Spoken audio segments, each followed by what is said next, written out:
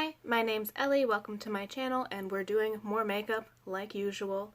I wanted to do something with like pink and navy blue, and yeah, I know I pulled the dark part of my hair forward so you can't see how pink the tips are. But instead we're going to do pink and a little bit of purple. I have these lovely duochromes from the Witchcraft palette from Clionadh Cosmetics, and I want to use these two, probably highlight with that one. So that is Nocturnal and Amulet. Nocturnal and Amulet. They're very pretty. They share a like blue flash in their duochrome, which makes them play together really nicely. And I wanted to frame those with more Sugarpill Funsize palette. I'm probably going to do some combination of these three. This purple's just a little, it's a little warm for what I want, and I know I can cool it down with 8-bit. So, foundation is on, powder's on, eyeshadow primer, and the base is on. I'm just gonna get into stuff. Yeah, it's been a day. I did a bunch of crawling around and getting some stuff cleaned up because we moved the Nordic track up from the basement, and I finally went and, cleaned it off because it had been down in my mom's workshop with, like, the table saw that makes a shit ton of sawdust, even though we have a little thing down there that's supposed to pull more of the sawdust out and away. It doesn't catch everything. So I'm on Rage Quit right now. That's what we're playing with.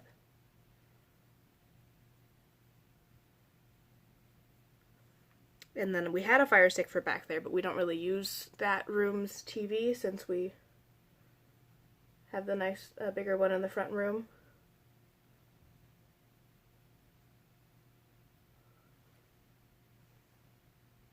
Could just leave it there. Be extra ridiculous.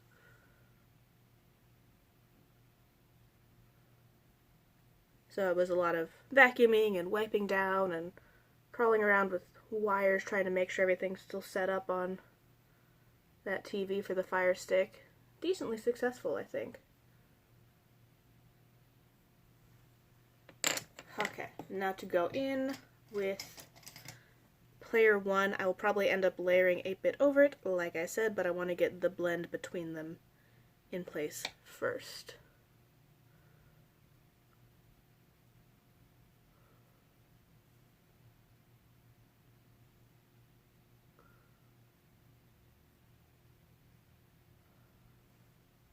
Yeah, that's all I did today. I watched some YouTube. Made coffee.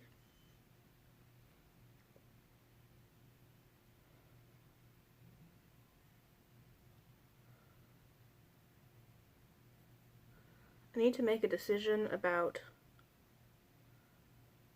my next dessert, because we're trying to only, do one dessert at a time so that we don't have too many desserts per people.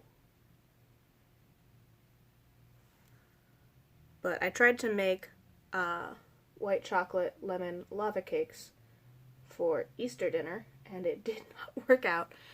Turns out most of the recipes for lava cakes are just cake that's not fully cooked and then flipped. I thought it was like a nice little pocket in the side, but like, top, bottom, and sides would all be fully cooked. That is not the case with the recipe I found, or with most of the recipes I found, so I don't like that. It didn't turn out nice, and it's not what I wanted. I thought it was going to be, I don't know if you guys have seen the recipe for stuff like, I think it's called magic pie, where you mix all the stuff together, and then as it cooks, it settles into different layers on its own, and I thought that was going to be what I was going to get. I thought it was going to be cool like that, and then it was not cool like that. I was expecting something awesome, so now I want to try again by not using any of the recipes I found and trying to do, we have a really nice you know, yellow cake recipe we call the 4-egg cake because it has 4 eggs in it. And I want to freeze little discs of cookie butter and then sink those into ramekins full of the cake batter, the 4-egg cake batter. And then as it cooks it should, in theory, cook all around and have one little pocket of cookie butter. But I haven't done it yet, and I'm very nervous. That's pretty. I'm gonna fuzz the edges before going over it with the blue, just because. I was into that sentence, just because.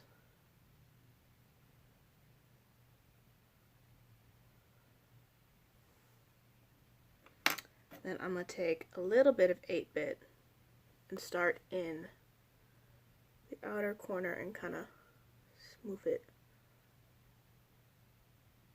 so that it doesn't affect the blend of Player 1 and Rage Quit, but still ends up cooling down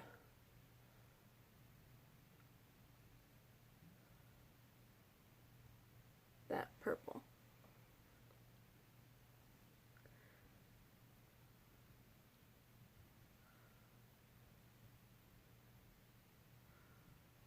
I think we're good to go there. 8-bit is a disappointment kind of on its own. Like, unless you just leave an unset base underneath it, it doesn't do much for me.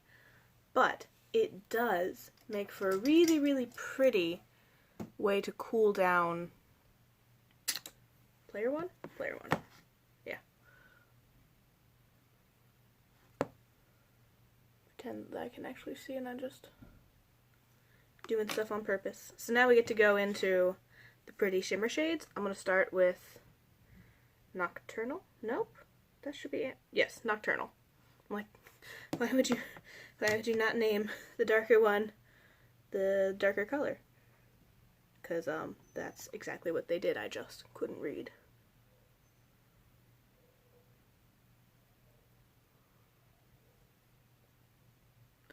And since I don't have a dark crease, I want to leave it a little softer at the edges.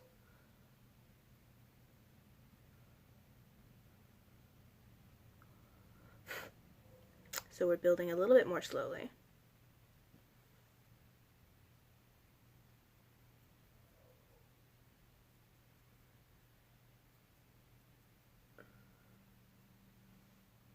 Yeah, I haven't been a true review channel in a long time, and I'm hoping to not really tempt anybody into buying very many new palettes, because so many people are out of work and stuck at home, and it can be a little dangerous that people will start shopping for fun and giving business to some bigger brands that we don't really know how they're treating their employees. And that turned out very nice. So I'm gonna try and do more of my finding fun stuff in my collection plan. I know the Sugarpill palette is a little newer, but it's not that new. It's been around for a while.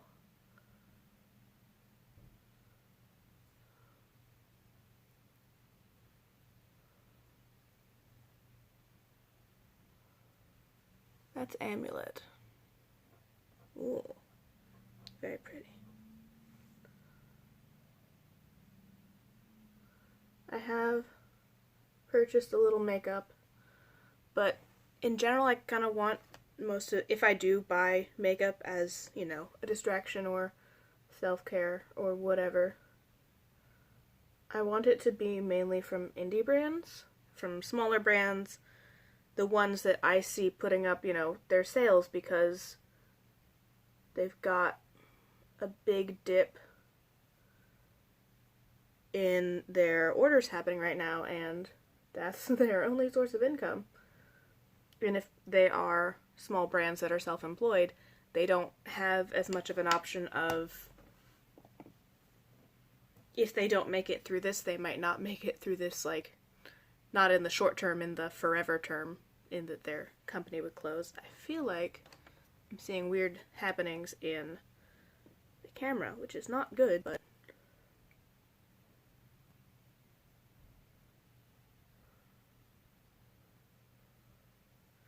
just taking a little bit of amulet on the lower lash line.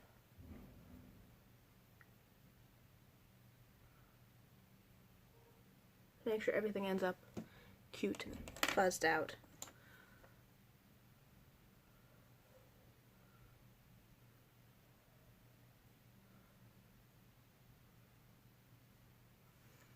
So yeah, I'm trying to keep my purchases aimed towards smaller indie brands like that and hold off on bigger businesses for a while, because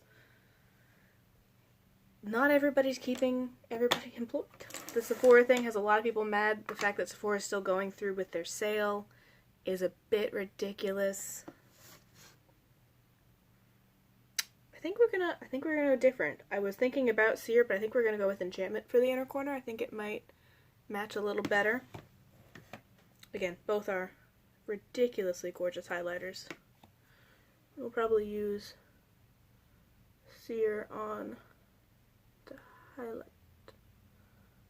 Yep, those are words. On my cheeks to highlight.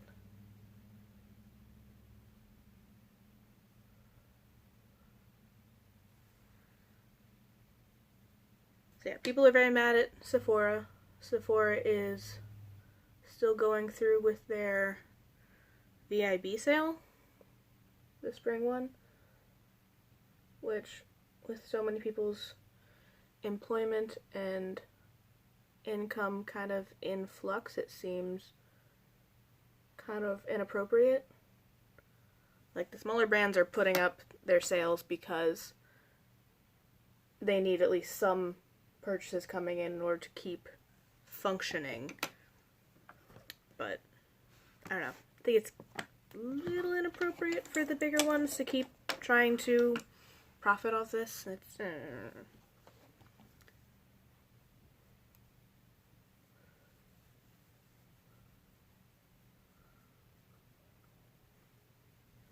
So, hopefully, I can find all sorts of fun makeup in my collection, and we can do more looks that are, I don't know, using what we have. I'm trying to think if there's anything I ordered, because I still have ordered, you know, I've replaced skincare and stuff like that from other brands. The hair dye was not in my current rules, but it was fun. I needed something fun. Yeah. I do like the look. And I still have more hair dye, and we will see whether or not I order more. Just because this is lasting pretty well in my opinion. This is bronzer, the same bronzer I've been using.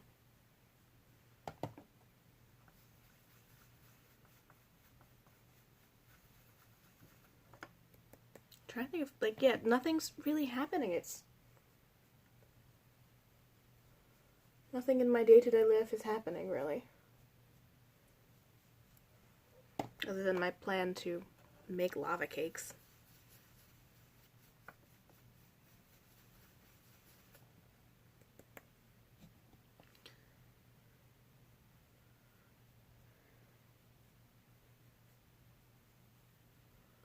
I am in a group chat with some people I used to work with who are now working at that company still, but working from home.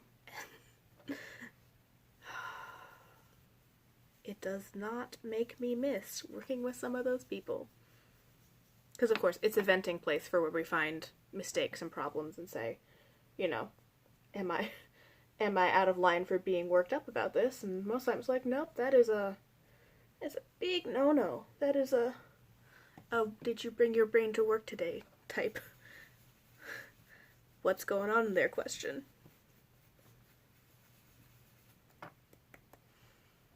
Oh.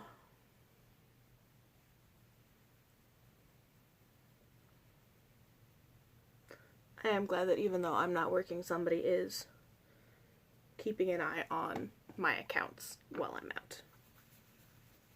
It's not as good for my controlliness that I'm not the one working them, but the fact that somebody's working them, they're not just festering.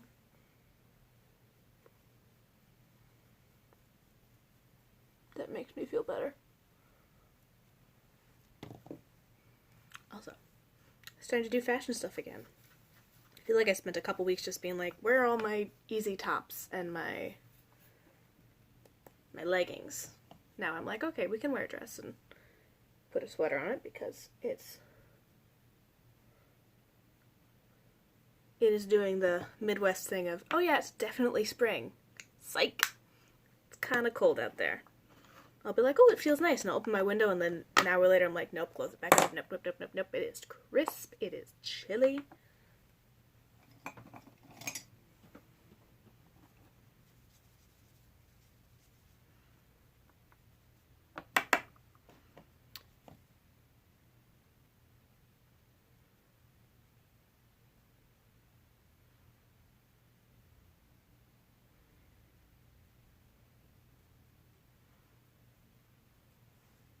I did start trying to distract myself. So like if I see a dress that I like or like something that pops up, I'm like, ooh, that's cute, let me order that. I am trying not to do that.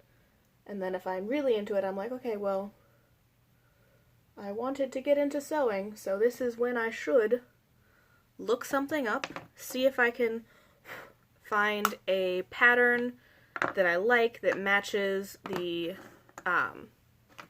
kind of the shape of the dress I want, because then if I find the pattern for the dress in a shape that is good for my body and that I can make, because I want to figure out more sewing stuff.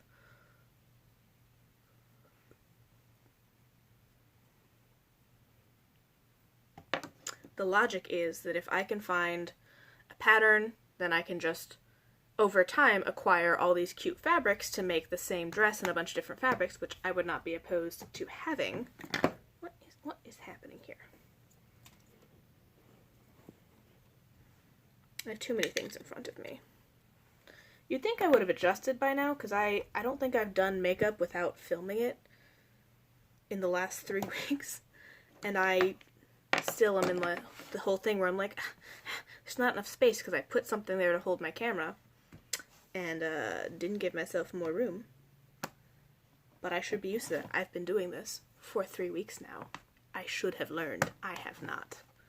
It's brow time.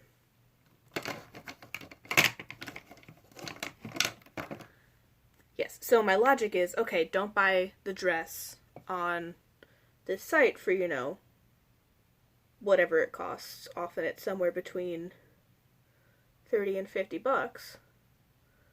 What you should do is see if you can find a pattern in a similar shape, which those run, you know, kind of depending on the brand, they can go a couple bucks up to like 20 and 30. And then you have to read it and make sure, and so I go on and I dig through, you know, Joann's fabrics and be like, ooh, what options do we have? What's in here? I narrow it down to a dress that I like that either is similar to the dress that I found or is a different type of dress that I would like. And then I read it and I see how many yards of fabric it would need, and then I dig through their fabric and realize that they don't have a fabric like the one on the dress, but I find another one that I like. And then, you know, oh, well, it wants buttons, so you have to go through and see what size buttons are available for what you want, and how many button packs it takes. And then you're tired, and you close everything down, and you leave it alone. Because sewing is, nowadays, not that much cheaper than the dress. Like, the starting point. If I already had,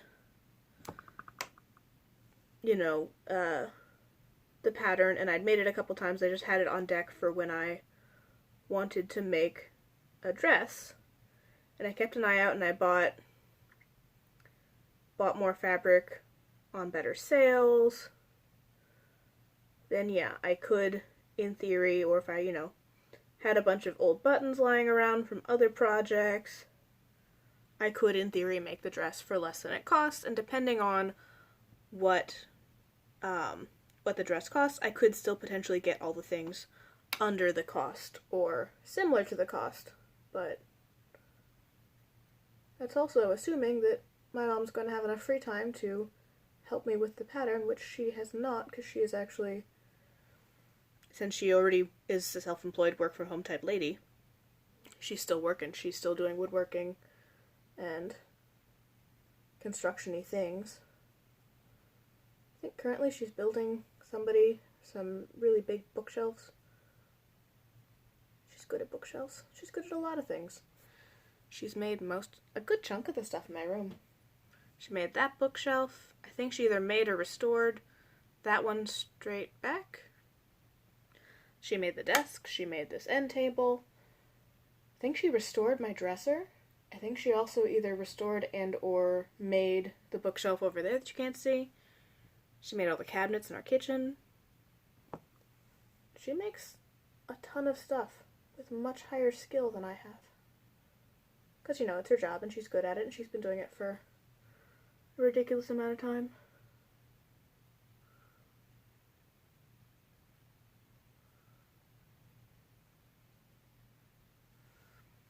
So yeah, she made the mask for me, and even that was trying to find time and get all the stuff together, and that was not a quick project.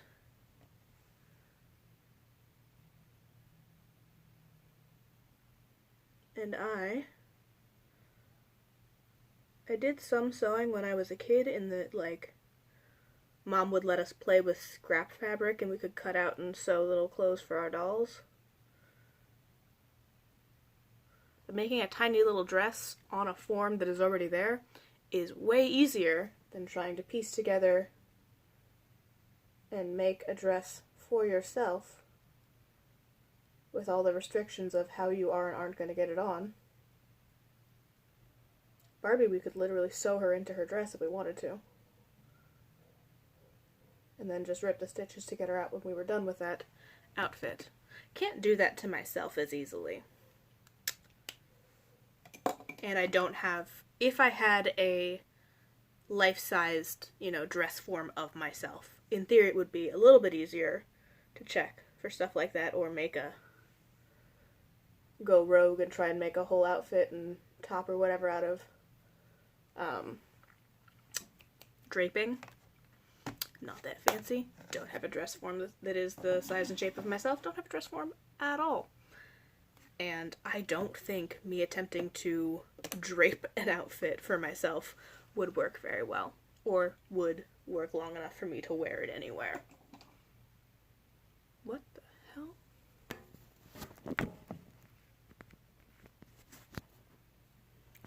Why? I don't know if that was my fault or your fault, camera, or if that even showed up the way I think it did and that it just zoomed way in for scary reasons. I think I lied. I think we're gonna go on with Enchantment for the highlight because it is cute and pink and super reflective. Like crazy reflective.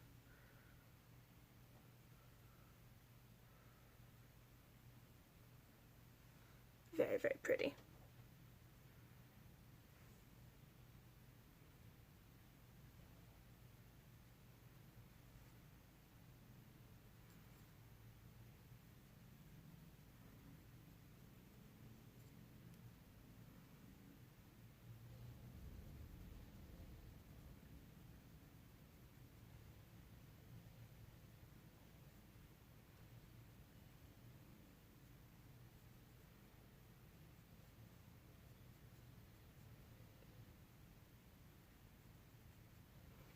The little goes a long way. Very, very, very highlighty. Not mad about it.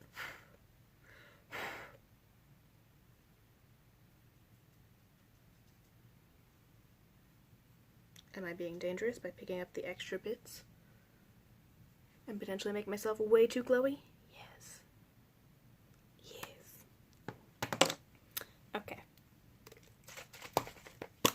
setting spray time.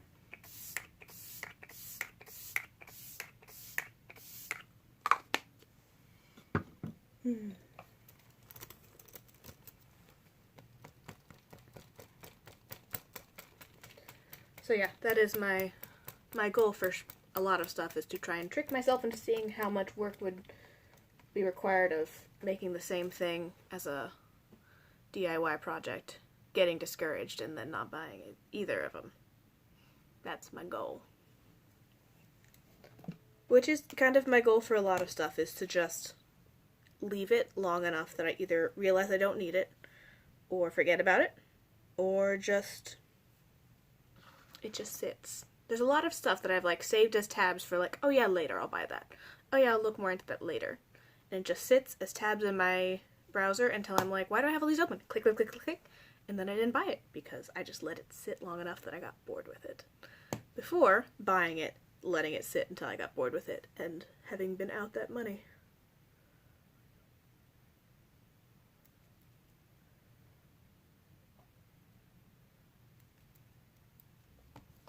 I know it's not very vibrant for you guys, but I do like how this look turned out.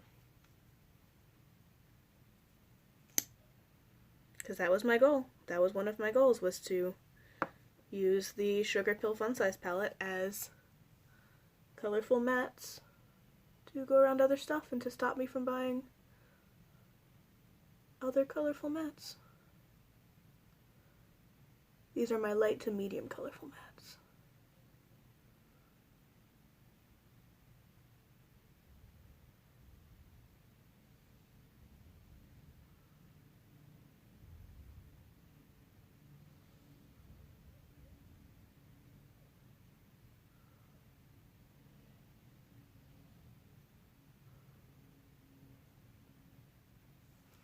And it might be pink week. It might be just the week that I find different ways of putting pink or pink tones in my makeup. I thought of that last night and I was like, oh, I can do a video. And I'm like, there's no point in doing a video listing out pink tones in my collection.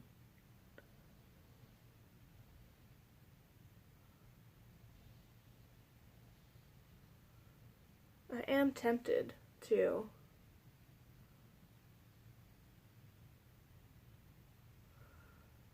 do like a swatch. Oh no. Oh no.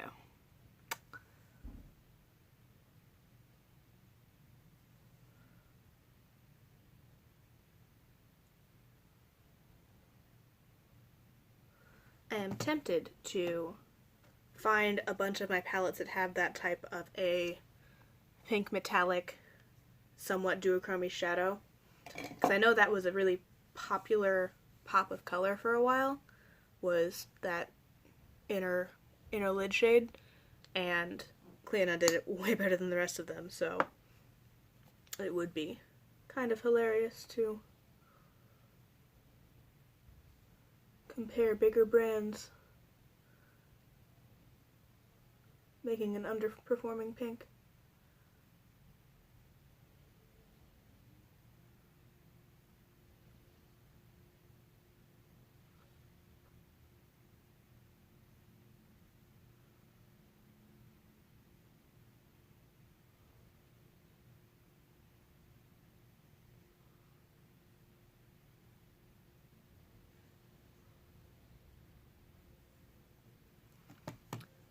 Oh, that didn't look good.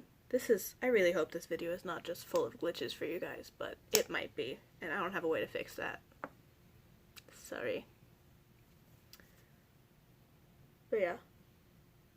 Part of the reason I didn't use those hot pink shades that they put in kind of a whole bunch of palette as pops, part of it is I didn't have a good plan. But also some of it is that they're not good shades. Like, they may be in a palette with good formula, but the shade itself is not good. Something is off in how they made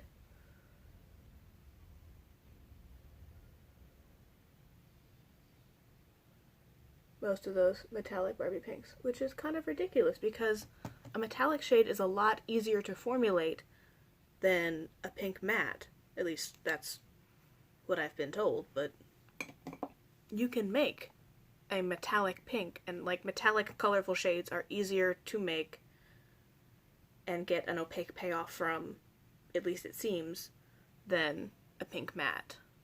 And for some reason, they're just not making them very good at all. I think I'm going to go back in with the pink lip gloss, Pretty Please from Fenty, just because it's a good one. I am gonna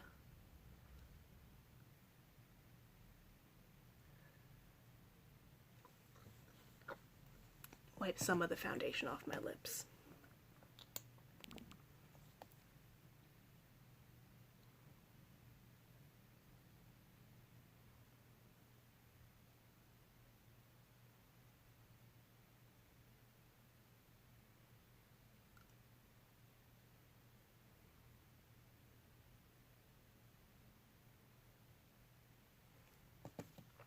It's a cute gloss.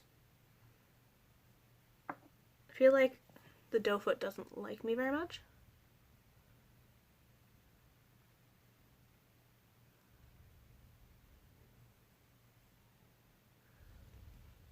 And that it picks up the right amount of product for my lips, but a lot of it ends up on like the lower part of the doe foot that doesn't really touch your lips. So you have to do weird twisties to make it show up.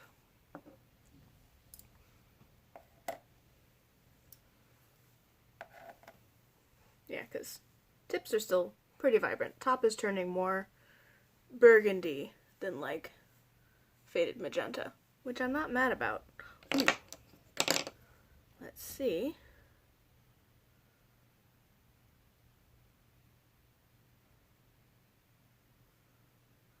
Still kind of there, but we'll hide it with highlighter.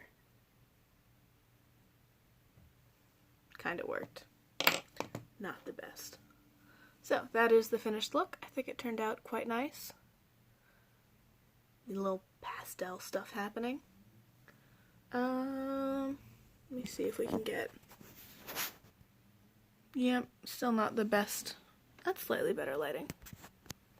Oh yeah, I got a new nose ring, and I don't know how I feel about it. Because I wanted a nose ring that is, you know, can't really show you, but that is a full circle all the way around, so whether or not it's off center, it doesn't look wonky. Like all other nose things, if you've ever had a nose ring, you would know how annoying it is to have something that's slightly off or not quite centered, and you have to keep fixing it. But it turned out so much smaller than I was expecting, so. It's dainty and cute, and it's, if I wanted to not be as upfront about my nose ring, it's the way I would wear subtle jewelry, but I like my nose ring. I don't want to be subtle about my nose ring. So, there may be a bigger version of this in the mail. Because I want it. I want it, and this is not quite right, but it's also not wrong enough to return. I'll probably end up putting it up in one of my other piercings. Because that's what I did with this guy. He's a really cute full clicker guy with an opal inset inlay thing, but it just doesn't, it's not the right size and shape for my nose. So he goes in my other piercing. I'm gonna let you guys go. Let me know what you want to see that is in your collection, you want to see other ways to use, or you just want to see me play with, so that I'm not trying to tempt anybody to buy new things or any of that. Hair is still hair. It's doing pretty well for having been through 3 showers now. Pretty good dye. I'll see you guys next time.